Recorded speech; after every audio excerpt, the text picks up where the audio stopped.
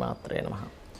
ప్రేక్షకులకి ఆ లలితాంబిక అమ్మవారి యొక్క అనుగ్రహం పరిపూర్ణంగా కలగాలని మనస్ఫూర్తి కోరుకుంటూ మనం ఈరోజు చెప్పుకోబోయేటువంటి టాపిక్ 2025 జనవరి మాసంలో ఫలితాలు ఏ విధంగా ఉన్నాయి, మరియు ఏ విషయాల పట్ల మీరు జాగ్రత్తగా ఉండాలి, అదేవిధంగా ఎటువంటి పరిహార మార్గం చేసుకుంటే ఇబ్బంది పడకుండా సంతోషంగా ఉంటాము అనేటువంటి విషయాలు చెప్తుంది నేనైనప్పటికీ కూడా చెప్పిస్తుంది సాక్షాత్ లలిత అమ్మవారిగా భావిస్తూ ఒక్కొక్క లగ్నం తెలియని వారు రాశిరీత్యా చూసుకుందాం. అయితే దీనికంటే ముందు అసలు గ్రహాలు ఎక్కడెక్కడ ఉన్నాయి జనవరి మాసంలో. గురువు వక్రగతి పోయింది. సో గురువు వక్రించే ఉన్నాడు. ఇంకా అదేవిధంగా కుజుడు కూడా వక్రించి ఉన్నాడు ఈ జనవరి మాసంలో. అదేవిధంగా కేతువు కన్యారాశిలోని, బుధుడు వృశ్చికంలో ఉంటూ 4వ తేదీ ధనస్సులోకి, 25వ తేదీ మకరంలోకి ఎంటర్ అవుతున్నాడు. చంద్రుడైతే మొత్తం ఒక నెలలో ఒక రౌండ్, అంటే ఈ యొక్క మకరం నుంచి మళ్ళీ మకరం వరకు చేరుకుంటాడు. రవి 14వ తేదీ ధనస్సులోకి, ధనస్సు నుంచి మకరంలోకి, శుక్రుడు శని కుంభరాశిలో ఉన్నాడు. ఈ శుక్రుడు మీనంలోకి రాహువుని చేరుకుంటాడు. రాహు మీనంలో ఉన్నాడు. 28వ తేదీ చేరుకుంటున్నాడు. అంటే ఆల్మోస్ట్ నెల రోజులు మొత్తం శుక్రుడు ఇక్కడే ఉంటాడు. కన్యా లగ్నము, కన్యారాశి. మీకు ప్రస్తుతం ఉన్నటువంటి గ్రహస్థితిలో లగ్నంలో కేతు సంచారం జరుగుతుంది.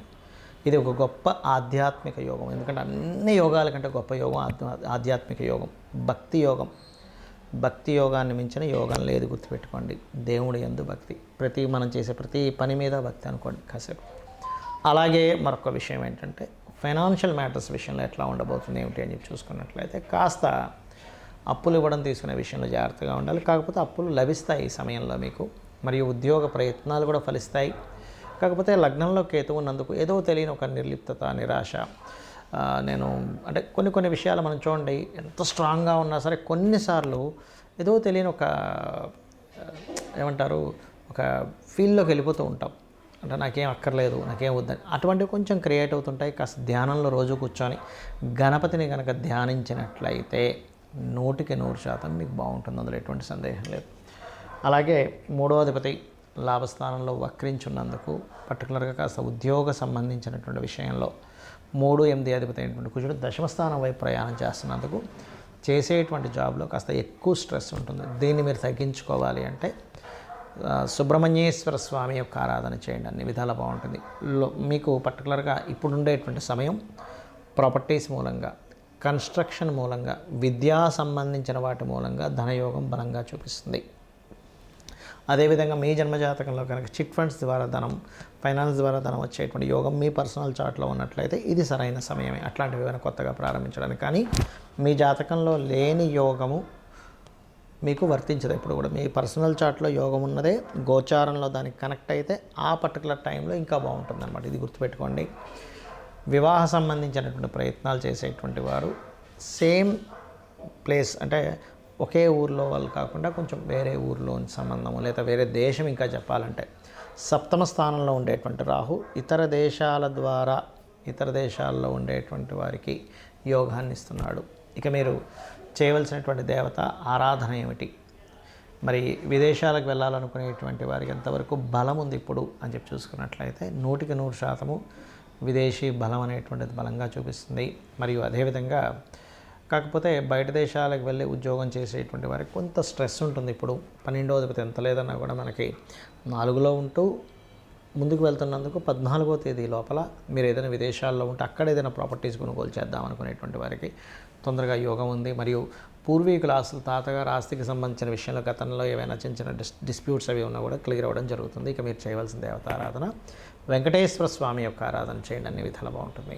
జ్యోతిష్శాస్త్రంలో ఉన్నటువంటి కొన్ని అపోహలు ఏమిటి, మిత్స్ అంటారు వాటిని, అంటే అనవసరంగా మూఢనమ్మకాలు అనుకోండి.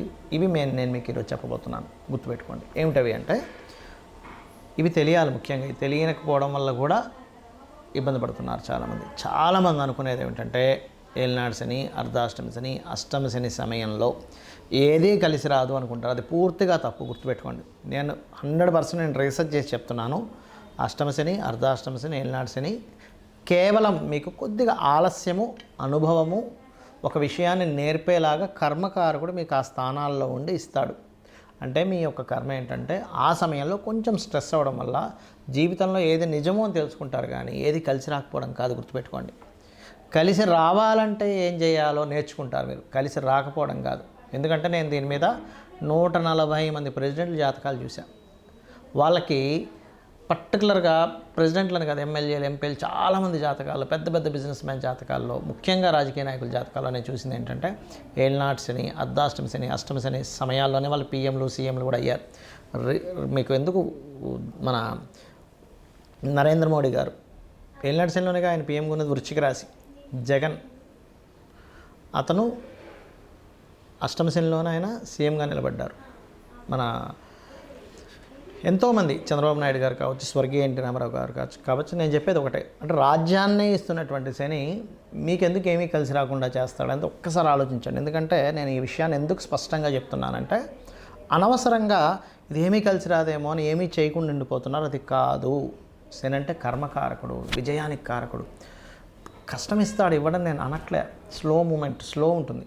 కానీ అదే శని భగవాను కనుక మీరు చక్కగా దీపారాధన చేసి రెగ్యులర్గా ఒక ఆంజనేయ స్వామి ఆలయమో, నరసింహస్వామి ఆలయమో, స్కందుడు ఆలయానికి వెళ్ళారనుకోండి, 100% పాజిటివ్ ఫలితాలు ఇస్తాడు. అది. ఇక రెండవది ఏంటంటే కాలసర్పదోషం గురించి చాలామంది భయపడుతున్నారు. కాలసర్పదోషం కాలానికి సంబంధించినటువంటిది. అంటే దేశ కాల సంబంధించిన పరిస్థితులు ఎలా ఉంటాయి చెప్పేటువంటి అంశం. జన్మజాతకానికి అప్లై చేయకూడదు కాలసర్పదోషానికి, కేవలం సర్పదోషాలను మాత్రమే అప్లై చేయాలి. మరి కాలసర్పదోషానికి ఒక ప్రెడిక్షన్ ఉంటుంది కదా అంటే ఉంటుంది, దానికి ఒక ప్రెడిక్షన్ ఉంటుంది. అంతేగాని ఎందుకు కలిసి రాదని కాదు. మెగాస్టార్ చిరంజీవి గారికి ఉంది కాలసర్పదోషం. ఎంతోమంది రాజకీయ నాయకుల్లో పెద్ద పెద్ద రేంజ్లో వెళ్ళిన వాళ్ళకి, పెద్ద పెద్ద బిజినెస్ పీపుల్కి నేను చూశాను కాలసర్పదోషం. మరి వాళ్ళు ఎందుకు అలా ఆ రేంజ్లోకి ఎదిగారు అనేది ఒక్కసారి ఆలోచించండి. ఆస్ట్రాలజీ 100% ఉంది, కానీ దాన్ని రీసెర్చ్ చేసి దాన్ని అర్థం చేసుకొని దాన్ని ఎలాగ మనకి ఎందుకు అందించారనే విషయాన్ని పూర్తిగా అర్థం చేసుకోవాలి. అలాగే మరొక విషయం ఏంటంటే, ఒకటి ప్రతిసారి కూడా మనం ప్రతిదానికి కూడా ఏలినాటి శననో సర్పదోషం ఉందనో పెట్టుకుంటాం. అలా కాదు.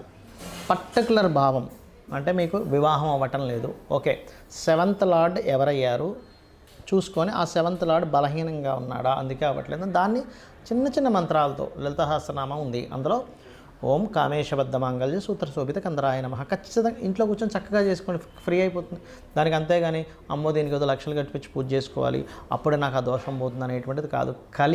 కలియుగంకున్న గొప్పతనం ఏంటంటే నామస్మరణ చేత పోతుంది, క్లియర్ అయిపోతుంది.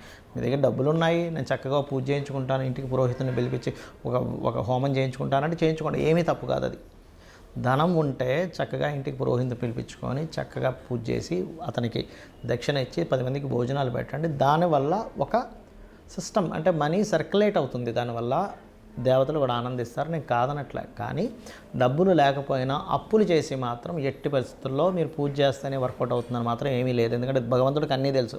అయ్యా ఈ వ్యక్తి దగ్గర డబ్బులే ఉన్న దాంట్లో సంతృప్తిగా నాకు చేసుకుంటున్నాడు అని భగవంతుడికి తెలుసు. భగవద్గీతలో చాలా స్పష్టంగా చెప్పాడు ఆయన. ఏంటంటే మీరు గనక అంటే పత్రమైనను, పుష్పమైనను, ఫలమైనను, ఉదకమైనను ఫలాపేక్షరహితంగా నాకు సమర్పిస్తే నేను దాన్ని ప్రీతితో స్వీకరిస్తున్నాను అన్నాడు. ఉదకం అంటే చిన్న నీటి చుక్కండి. కాబట్టి ఎక్కడా కూడా ఇది చేస్తేనే అవుతుంది, లేకపోతే నాకు ఇది అవ్వదు అనేటువంటిది లేదు. నామస్మరణ చేయండి, కేవలం నామస్మరణ కూడా మిమ్మల్ని ఉద్ధరిస్తుంది. డబ్బులు ఉన్నాయి చక్కగా చేసుకోండి, ఏం కాదనట్లే. గో సేవ చేస్తారా, గోదానమే ఇస్తారా, పెద్ద పెద్ద హోమాలే చేస్తారా, యజ్ఞాలే చేస్తారా, మీ ఇష్టం. బట్ లేనప్పుడు మాత్రం అప్పు చేస్తేనే అవుతుంది అనేటువంటి మూఢనమ్మకం నుంచి బయటికి రండి ఫస్ట్ మీరు. అలాగే మరొక విషయం ఏంటంటే జ్యోతిష్యము, వాస్తు. చాలామందికి ఏంటంటే వాస్తులో కూడా వాస్తు అనగానే మొత్తం మీద పగలగొట్టేస్తేనే అది సెట్ అవుతుంది అనుకుంటారు. అలా ఏమీ లేదు. చక్కగా ఇంట్లో ఏ వస్తువు ఎక్కడ పెట్టుకోవాలి, మీకు సరైనటువంటి గృహం అవునా కాదా, అన్ని గృహాలు మంచివే, కానీ మనకి సెట్ అయ్యే గృహమే మనకు బాగుంటుంది. అది ఏ డైరెక్షన్ ఈజ్ మీకు మంచిది అనేటువంటివి కొన్ని సెట్ ఆఫ్ రూల్స్ ఉన్నాయి వాస్తులో. అది తెలుసుకొని వెళ్ళండి. అంతేగాని ఏదో వాస్తు బాగాలేదని ఇల్లు కూలగొట్టేసేయడం, మొత్తం గందరగోళం చేసేసుకొని లక్షల రూపాయలు దాన్ని ఖర్చు పెట్టేసి మళ్ళీ అది అప్పులో పాలవడం కాదు. వాస్తులో వెరీ క్లియర్లీ మనకి కొన్నిసార్లు మాత్రమే, అంటే ఈశాన్యంలో బాత్రూమ్ మాత్రమే ఖచ్చితంగా తీయమన్నాడు. మిగతా ప్లేసెస్లో ఉన్నప్పుడు చిన్న చిన్న రెమెడీస్తో దాన్ని మనం సెట్ చేసుకోవచ్చు. కలర్స్ ద్వారా సెట్ చేసుకోవచ్చు. ఒక వస్తువు ఒక దగ్గర ఉండడం ద్వారా సెట్ చేసుకోవచ్చు. మనం ఇంట్లో ఒక పని ఒక దగ్గర చేయడం ద్వారా సెట్ చేసుకోవచ్చు. సో ఇది అర్థం చేసుకోండి.